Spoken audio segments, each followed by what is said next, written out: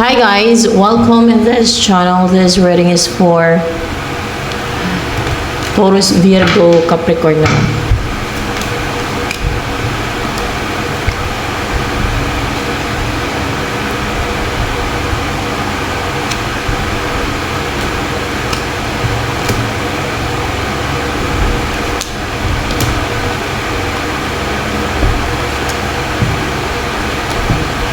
Meron kang pinapabalik, karga, baggage.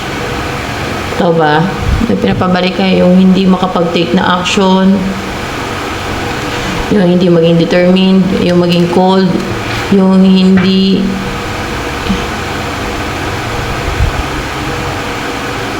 competitive, yung hindi mo ipaglalaban yung kung ano yung gusto mo ipaglaban ba. Yung ganon. For information, yung hindi ka nagsiselebrate, hindi ka nagtatagumpay, yung hindi ma-reunite with person, mga ganon yung pinapabalik mo Taurus, Virgo, Capricorn eh. So, Zodiac sign tayo guys ha. And yun ang pinapabalik ninyo, Taurus, Virgo, Capricorn. Or ewan ko sa reading na to kung ilan yung nakuha ng energy dito. Basta Taurus, Virgo, Capricorn. Earth signs, no? Yan, meron kayo pinapabalik. Earth signs na mga ano to, yung makarga, oh. Negativity, karga, mga ganyan. At yung maging powerless, walang authority, walang strength, walang control over others, walang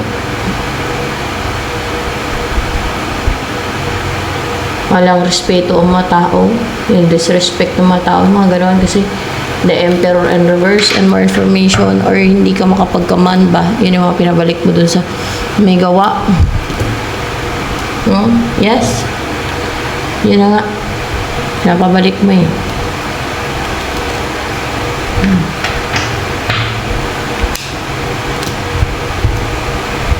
Para makarecover ka na sa sadness at yung uncontented na buhay. Yung uncontented ka ba sa buhay ba? Para makarecover ka na dyan. Para ma-separate na sa'yo, mahiwalay na sa'yo yung mga yan. Bumalik na sa mga gumawa sa'yo ng mga ritual, ng mga gumawa sa'yo. Yan.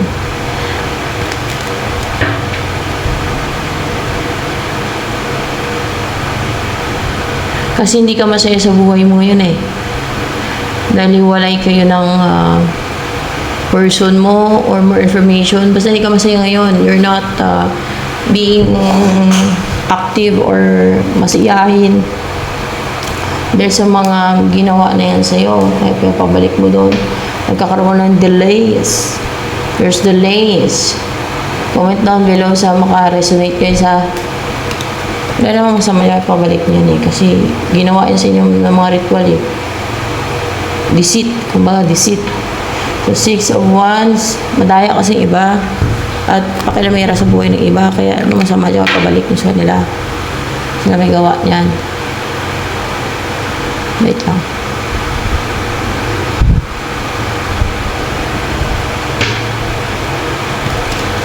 Yung hindi kasi nagtatagumpay, nagkakaroon ng delay sa mga goals mo or maybe sa ninyo ng person mo. Kaya ganon, no? Para hindi ka na din malito yung isipan mo, hindi ka na maguluhan yung isipan mo, para hindi ka na ma-confuse, hindi na maging distracted yung isipan mo. You know what to do na. Ganon. At yung magawa mo na makapag-travel, makapag-decide, magawa mo ng ma-achieve yung goal mo, na maging brave ka na and passionate ka na din and determined to pursue your goal in life. Related sa pag-travel, so kung may goal ka na mag-travel, may pupuntahan ka na lugar, mag-migrate, or kung ano man yung balak mo, mag-settle down na sa ibang lugar, yung mag-settle sa ibang lugar, settle down. Doon na mag-settle sa ibang lugar, doon ka na mag-start ng like business o mamuhay, manirahan. Pwedeng ganun gusto related sa pag-travel to in two once or may gusto ko lang puntahan talaga, baka bakasyon or kung ano man yung plano mo. Yan. Going na once in reverse.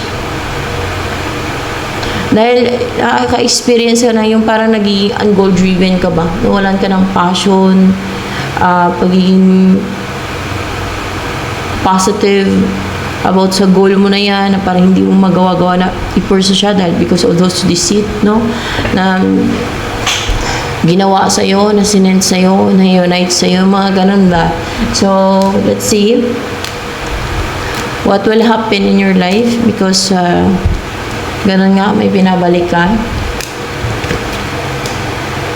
Makarecover ka na din sa emotional turmoil, sa regret, sadness, kasi magagawa mo na yung hindi mo magawa dati, no? Bakit hindi mo magawa yung dati? Kasi nga, may mga deceit na yun sa'yo, manipulation, lies, deception sa'yo, yun na yung nangontrol sa'yo, di ba? And, makaramdam ka na ng panghinayang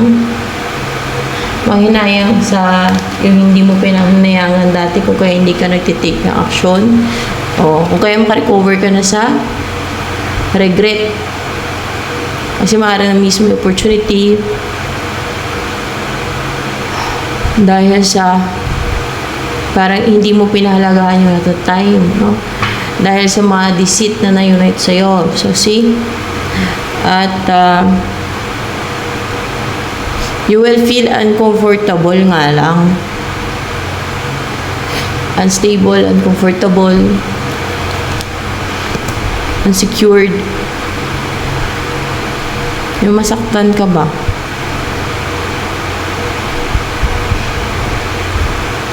Para magkaroon ng transformation sa'yo. Nasaktan ka kasi, siguro makarealize ka na sa mga na mismong opportunity, sa mga nawala sa'yo, dahil sa mga deceit na yun. So, makaramdam ka ng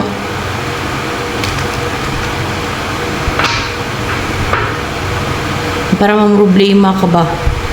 Kung parang,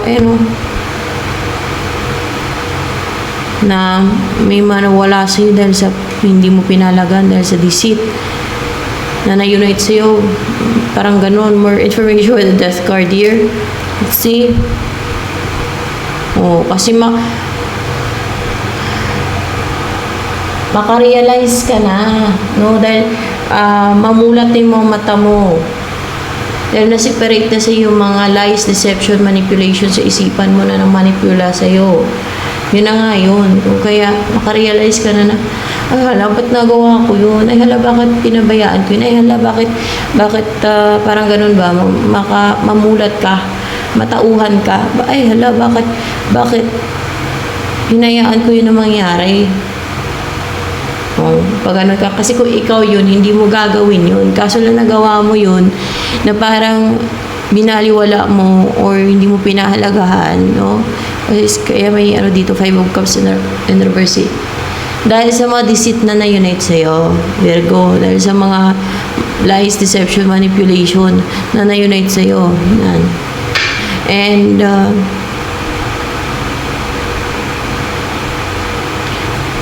andun na yung makaramdam ka na ng you want a new beginning. New love, new beginning, or to start a relationship, or to start something new, no? Dahil because makarealize ka, matauhan ka, ma-hurt ka dahil siguro sa mga nangyari sa nagawa mo or napabayaan mo or binaliwala mo dahil sa deceit na na-unite sa'yo. So masakit yun. Kaya nawala yun sa'yo, kung meron man nawala sa'yo dahil doon mo ma-realize yung halaga nung nawala sa'yo, yung worth nun, yung importansya. Dahil matauhan ka na. Tanggal na sa yung unite nilang deceit. Yung mga lies and deception and manipulation and illusion sa isip mo. Dahil pinabalik mo na dun Dahil hindi na manipulated yung utak mo, hindi na kontrolado. Ano na kontrol sa'yo, sa utak mo. Yan.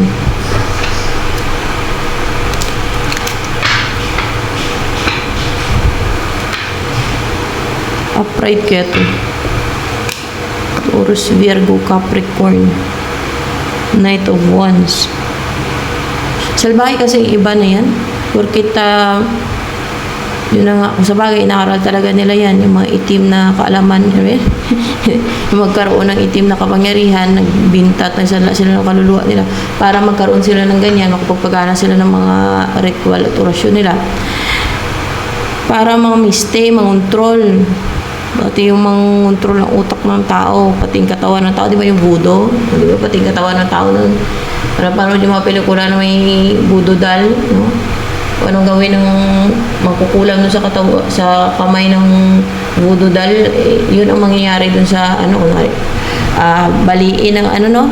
May napanood ako niya, parang comedy na horror baliin ng, pag binali ng magkukulam yung kamay ng voodoo doll, nabali dun yung kamay ng nung biktima. Kasi para bang connected yung voodoo doll na yun sa victim ng mangkukulam. So, ginagawa niya ng kulam. So, kinukulam niya. Ganon. Oh, ganon ang pinagagawa nila. Kaya tuwa sila. Pero sa kabilang buhay, ay talagang matindi din talagang parusa. Eternal pa. No? Sa mga mangkukulam na yan. Butit, matauhan ka na yan. Kita mo.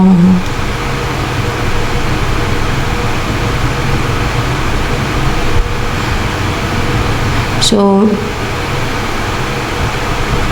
merong paparating, merong gagawa na movement, action, more clarification of this Knight of Wands. Mang-manipulate to. Mang-manipulate siya, mang-manipulate to. Or more clarification pa dito sa Hierophant. Tingnan natin. Ma-manipulate to sa'yo na ma-attract ka sa kanya, no? Pero ma-reject mo Hindi siya mag-succeed. Manipulation through ritual, spell. This is manipulation sa isipan ng tao or yung pinapasunod ka, pinapaniwala ka sa lies and deception. Yung akala mo totoo. Basta binagamitan nila ng religious beliefs, mga manipulation. Iba-iba, may mga pamahiin, pero attacking spiritual siya, no? Mahirap siya explain, pero this is attacking ng spiritual na paniwalain ka sa mga beliefs. No? So, ginagamit nila yung mga beliefs and even the religion and yung mga rules ng like country mo, race mo, or ano man. To control you, to manipulate you. Para under ka sa control nila. Para mapasunod ka nila sa will nila. So, ganon. Para matanggalan ka ng free will. Sila ang masusunod sa buhay mo, sa mga desisyon mo. Ganon. Pero marireject mo to. Kaya maging unstable tong mag-send na to. Gusto niya ma-attract ka sa kanya. Gusto na siya ang pwedeng mapaasawahin mo. Basta ma-attract ka sa kanya. And hindi siya mag-succeed or else ay more clarification pa. So, magkaroon na ng completion, ending of that deceit na ginagawa nila. No? O kasi matauhan ka na. Hindi ka na clouded ang judgment mo. Hindi na nila mapa-clouded yung judgment mo. Hindi na nila magawang mapastak ka, no? In fear. Hindi ka na nila manipulate, hindi ka na nila mapiringan ang mga mata mo kasi nakikita mo na ang katotohanan, makikita mo na ang katotohanan. So, masakit yon yung mga ginawa nila sa'yo. Sa totoo lang, masakit yon at yun ang ma-realize mo kung gaano kasakit ka injustice, unfair, kung gaano kasakit yung ginawa nila. No, kasi masakit yan. Sa totoo lang, masakit yan eh. Pa na-realize mo na yung ginawa nila sa'yo. Sino ang gumawa niya sa'yo?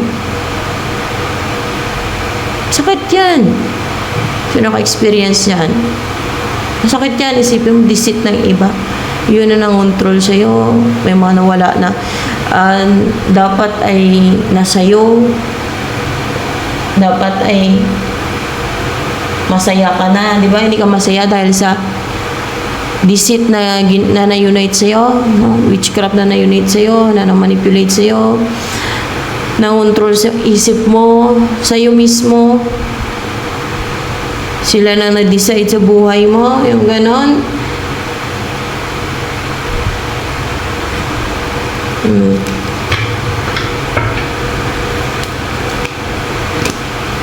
Ano na?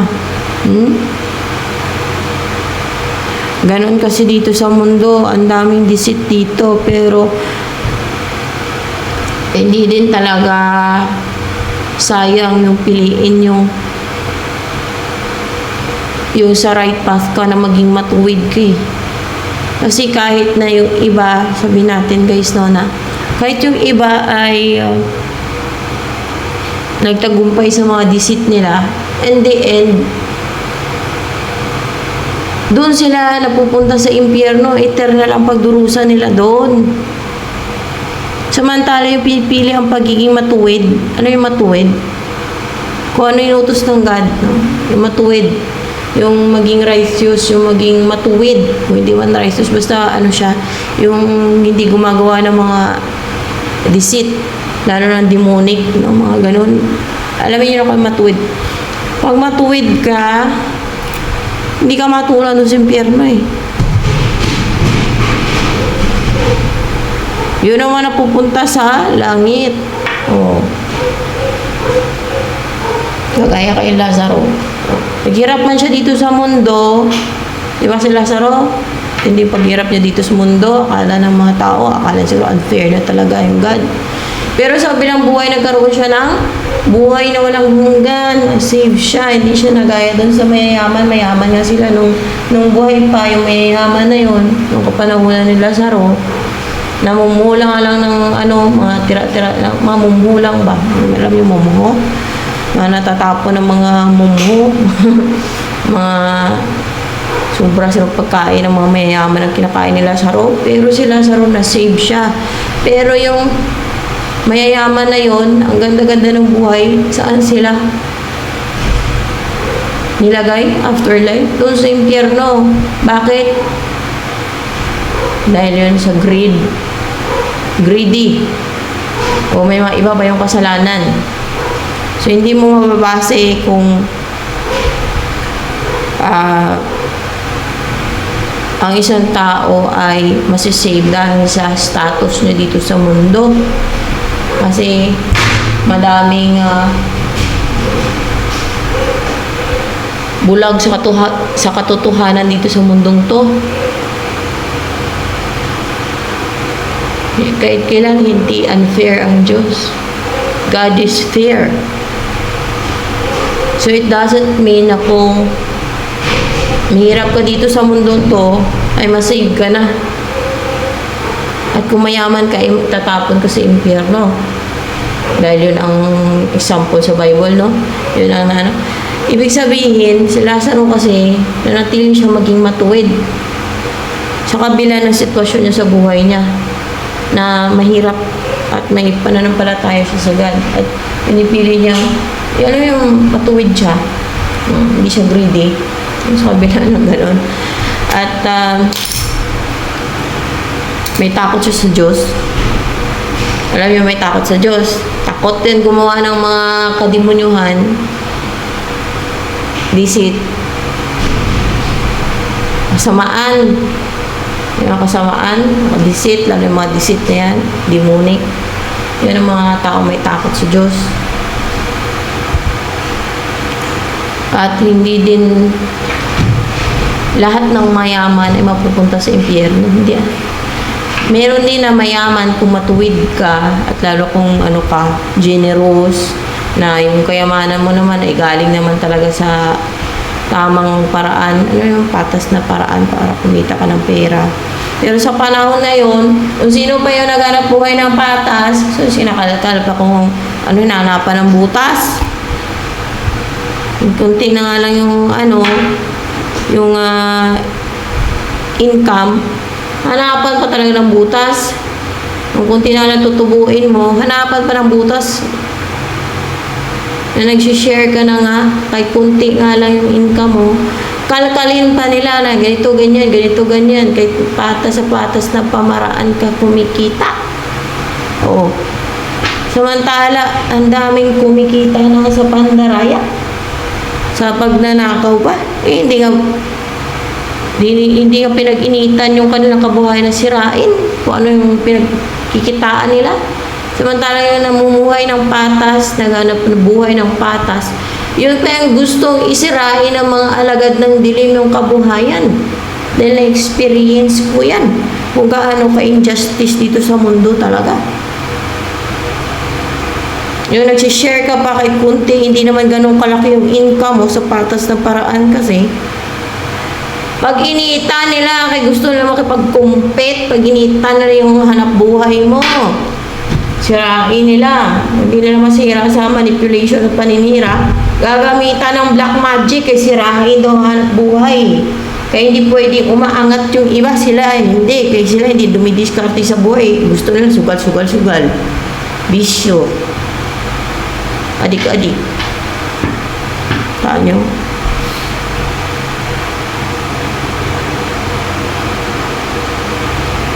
Merong mayayaman masisave.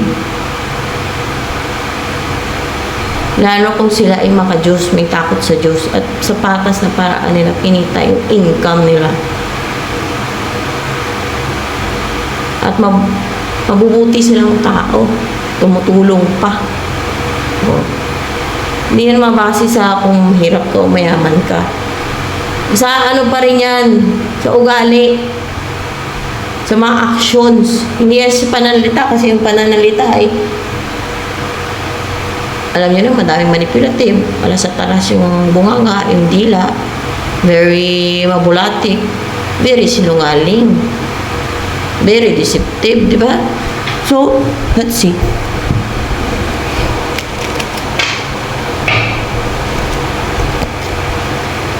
So, Wheel of Fortune in reverse. Hindi na sila suswertihin sa ginagawa nila na yun. Hindi matahimik yung isipan nila. Hindi na tatalag itong mga ginagawa nilang aksyon. At hindi ka na matitingga, hindi ka na nila mapaantay kung kailan mo makuha yung gusto mo. Alam nyo kung paano kayo na napaantay, napatingga. Minamanipulate kayo. Kaya yung gusto ninyo, like sumaya or ma-achieve yung goal ninyo, ay nadidelay kasi minamanipulate kayo.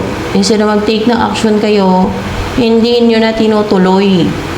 Kasi nagpa-manipulate kayo, nagpa-control kayo. Pinagamitan nga nila ng iba-ibang manipulation, kahit nga religion, kahit yung mga beliefs, paniniwala, mga rules ng kung ano man, rules ng kung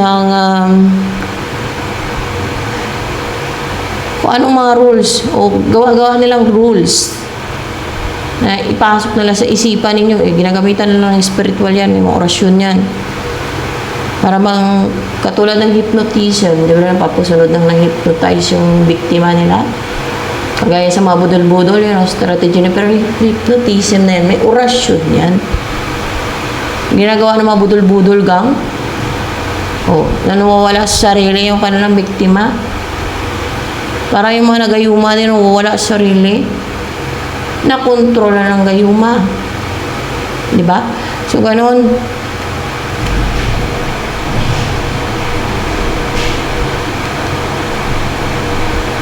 Nine of Pentacles.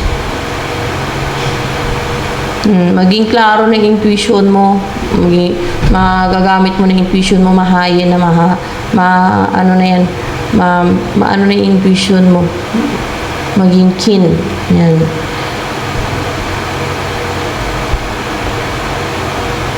Para bang makaramdam ka ng yung uncomfortable or hindi ka na komportable or hindi ka na masaya alone.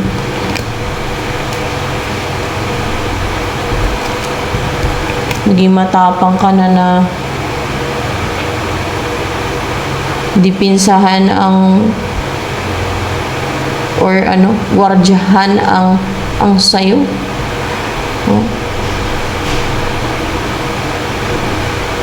Ang bahay mo, ang property mo, why? Baka may mga gustong maangkin yan. Mayroong mga nasa isip nila mayroong mga dito gusto mangontrol na gumagawa ng injustice para maangkin yan o mapasa kanila yan. Hindi sila marunong magsikap sa buhay nila. Na yung kayamanan ng iba, yun ang gusto nila angkinin. Ginagamitan nila ng witchcraft para manipulate ka. Ay, target nila pera mo, kayamanan mo, bahay mo, property mo, no? Ganon. Hindi sa paninira to ha, at lumalabas dito. At ako itinatranslate ko lang to. Pinagtrabahuan mo ng matagal yan. Nagsikap ka para maipundar yan. Para magkaroon ka yan Or else ay kung past person mo to, connection nyo, na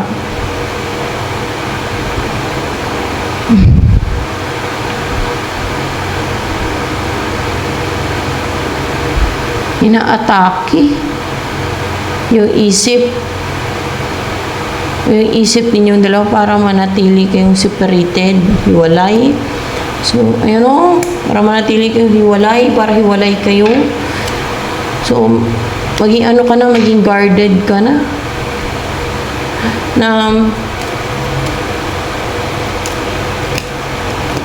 gwardiyahan mo na. Maging guarded ka na, gwardiyahan mo na.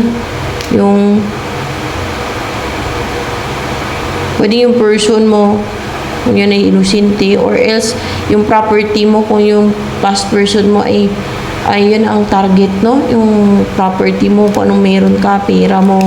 So, maging guarded ka na dyan, no? Hindi ka na magti-take ng action dyan kasi hindi yun ang wish fulfillment mo kung you're past person. Hindi nga daw, sabi ng guide. Hindi nga daw, no.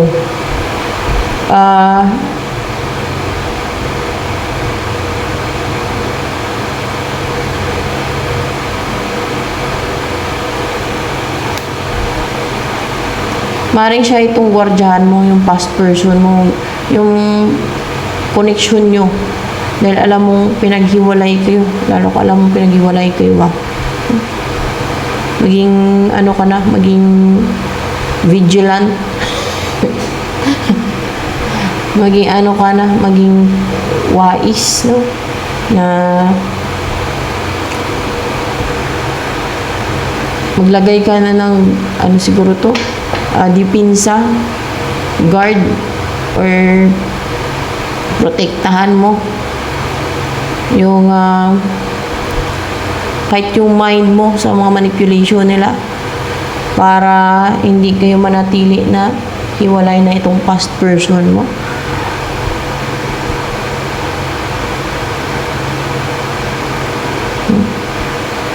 More clarification, iba na po may ipaklarify ko sa kayo. More clarification, the Knight of Swords. Hindi na nila ma-atake itong past person mo. Para hindi na sila mapang-atake, matapang ng mga atako, napaka-tapang ng color dito, red do. Di ba?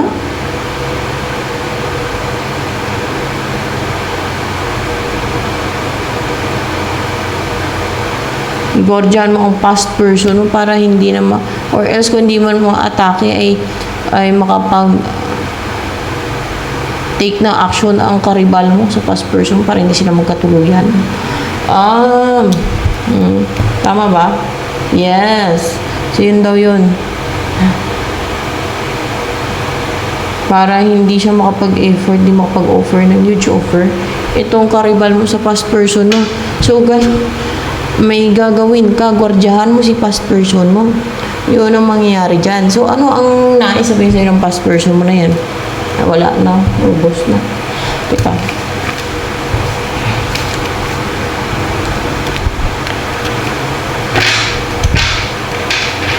Anong nais sabihin sa'yo ng past person mo? Earth signs? Anong nais sabihin ng past persons mo?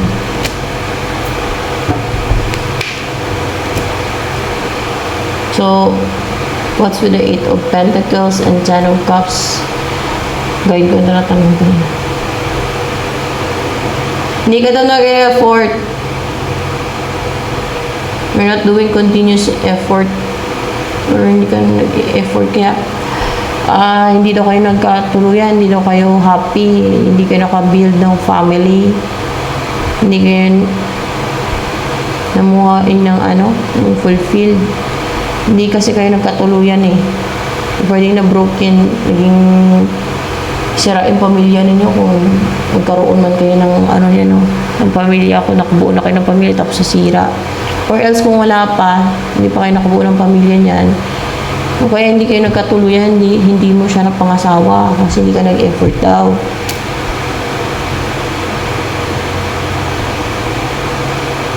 Huminto ka daw. Minto ka sa pag-i-effort o sa maaaring ikaw ang talagang nauna na huminto, tumigil dahil minanipulate ka. Nagkakaroon daw ng delay. There's delay dahil huminto ka, nag-aantay ka pa eh. Nagpa-manipulate ka kasi napakontrol ka. So, hayaan mo na lang yung karibal mo dun kung mag-take siya ng action. Hindi na kontrolin mo. Mang-control ka dun sa isa. Ikaw hindi ka mag-take na action, padiliin mo.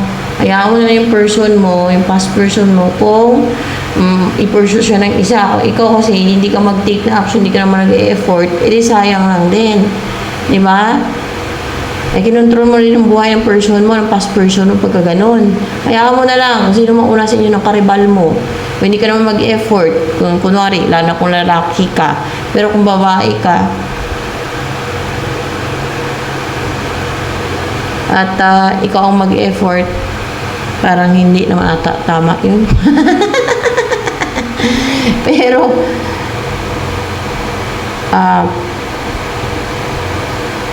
kunwari, sa mga lalaki lang ng earth sign, sa mga lalaki, pero kung babae nang mag-effort sa lalaki, hindi tama yun. Kailangan lalaki kasi mag-effort eh. So, kunwari, kung lalaki ang earth signs dito,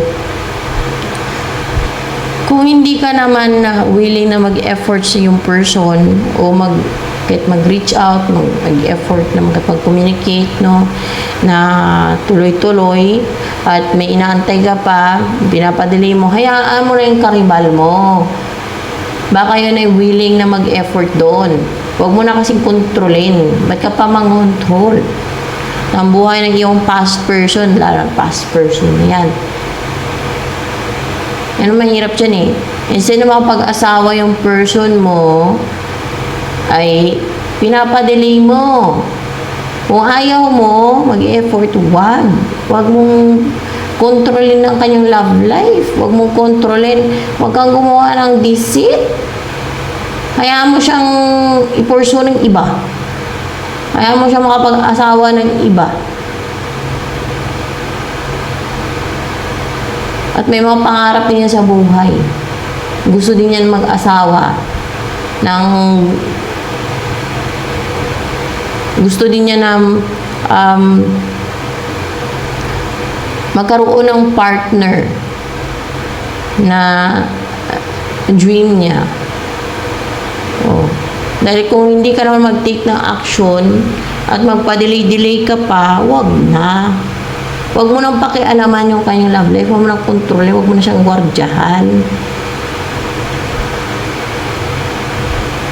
Lalo nang wala namang relasyon sa inyo, ba't gwardyahan mo? Kung past person mo pa rin siya, wala namang relationship sa inyo, ba't mo gwardyahan? Ba't mo pigilan yung iba na i-pursue siya? Ito, real talk lang. Para real talk tayo dito. Huwag kang mangialam. Hindi porket past person mo na yan eh. Hindi mo naman jowa eh. Buti kung jowa mo na ulit, no? At pwede mong gwardyahan. Pero kung hindi, at nag-aantay ka pa ng siyam-siyam, kung ano man inaantay mo, nagpapadelay-delay ka, nagpapaniwala ka pa dun sa mga manipulation ng iba, ay tsaka ako na i-perso, unahin ko muna itong mga goal ko. Paghihiya mo na ako, sabihin mo, huwag mo nang pakialaman yung kanyang love life, huwag mo nang gwardyahan. Let go mo na lang. Makontrol ka pa ng buhay niya. Lumabas niya yung gwardyahan mo eh. Huwag mo nang pakialaman. Ba't mo gwardyahan? Ba't mo kontrolin?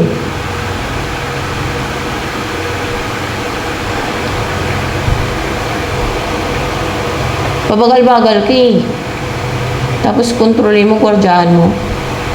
Pwede yun, gwardyahan mo siya kung kayo na. Kung nag-take na ka na ng action, na kayo na ulit. Kayo na ulit. Diba? Nag-effort ka na sa kanya kung kayo na ulit. Yun, may karapatan ka ng gwardyahan sa kanya. Kasi kayo na eh. Pero kung wala pa, wala kang karapatan, mag-gwardya-gwardya sa kanya na pagbawalan mo yun na i-pursue siya ng iba. Kaya mo siya. Ba't mo kontrolin ang kanyang buhay, ang kanyang love life? O ikaw kaya? At ganyan sa ganyang sitwasyon. Sabihin ng person mo, tsaka ako na i-perso, tsaka ako na puntakin, tsaka na muna, tapos nag-aabang ka, nag-aantay ka, no? Na kung sino yung mag-reach out sa'yo, na interesado sa'yo, na gusto kang maging partner. Tapos yung isa na ano niya, karibal niya sa'yo ay gusto ka i-pursue pero pinipigilan niya, no? Ginagawa niya ng deceit para pigilan, para hindi i-pursue. Ano maramdaman mo? Sige nga. Ano kaya? Baka mapasigaw-sigaw kasi injustice. Kung nantay mo na magkaroon ka na ng partner, baka magwala-wala pa. Kung gusto mo i-pursue mo na. Hindi ka sige kantay. Kung ayaw mo, di wag. Huwag mo nang gwardyahan, huwag mo nang pakialaman yung buhay niya. O, diba? Huwag mo nang panghimasukan ang kanyang buhay kung hindi ka naman willing mag-effort sa kanya or hindi ka naman willing na mag-take ng action.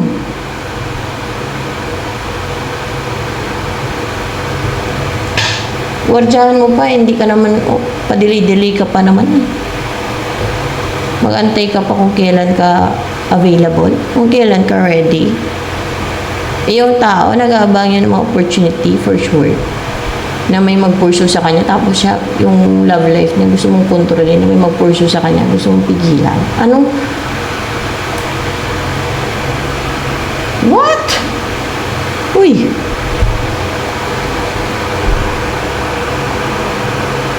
Pag kayo na, may karapatan ka mang-gwardya. Kaya kayo na eh. Jowa mo yan eh. Yan, past person mo na yan.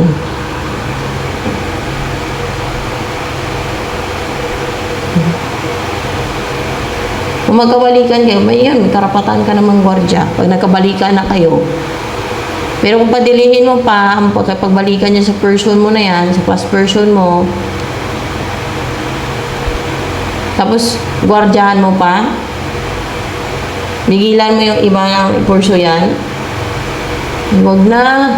Huwag mo nang pakialaman ang kanyang love life. Focus ka sa sarili mong buhay. Nag-antay ng opportunity yan, malamang. Tingnan natin yes daw, nag-antay ng opportunity yan, yung mag-offer sa kanya. Maiksi lang dito ang buhay sa mundo, tapos ikaw magpa-delay-delay ka pa. Uy, tapos gwardyahan mo pang buhay niya? Huwag na.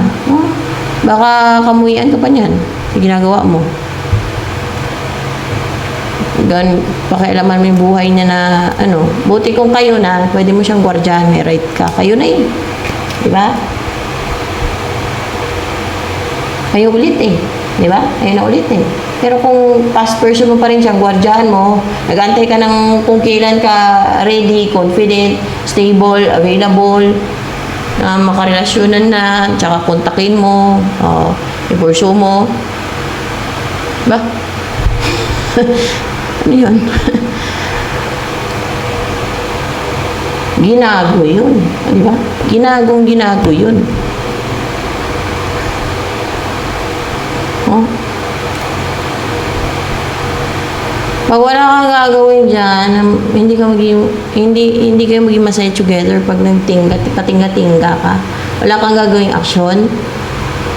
Nagpa-delay-delay ka. Alam mo kung sino nagpapadelay sa'yo. Yun na yung namamanipula sa'yo. Yun na yung kumukontrol sa'yo. Oh. Tapos kung utusan ka din doon na, ay, kontrolin mo yung love life niya. Ganon. Oh. Para wala siyang love life. Ikaw pa bagal-bagal ka, patingga-tingga ka eh. Tapos kontrolin mo yung buhay ng person mo, past person mo. Yun. Gordyan mo.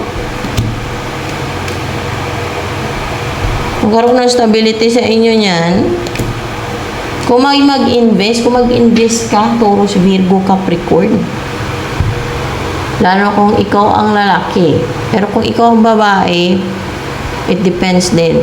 Meron din babae na nag-invest, no? Lalo pag past person na nila. Pag may nag-invest, o pag nag-invest ka, hindi pride ang pinag-iral mo, kung hindi ka magpakontrol, magkakaroon ng stable relationship sa inyo or something na stable sa inyong dalawa. Ano nantay mo, siyam-siyam? Bagting simbahan? Araw-araw nagbabagting yung simbahan. Madaling go pala tayo. Ayan. Ba't ka pa mag-antay na antayin mo? Ay! Ano ka tanga? Bagal-bagal ka. Ay! Ano yan? Antay mo. If you want something, do something. Take action. Ano antayin mo? Tsaka na pagka-available na, kung kailan na lahat, okay ng lahat. Walang ganun. Pag may goal ka, you have to take action. Kahit hindi pa okay yung sitwasyon. Diba? Ganun yun. Ngayon, kung ayaw mo, mag-take ng action, huwag mong kontrolin ang kanyang love life, yung ibang magpurso sa kanya. Huwag mong pigilan, huwag mong gwardyaan. Wala kang right. Ha? Wala kang right eh. Kaya mo yung mga purso sa kanya. At ikaw pabagal-bagal ka. Nagpapamanipula ka, tapos gwardyaan mo yung, Uy!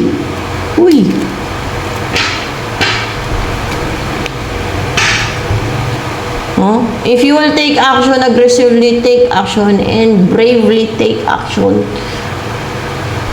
magkakaroon ng stable relationship sa inyong dalawa niyan. Kasi nag-antay ng opportunity yan eh. May mag-offer sa kanya eh. Lalo kung stagnant yan, in stagnant situation, natural nag-aabang yun ng opportunity.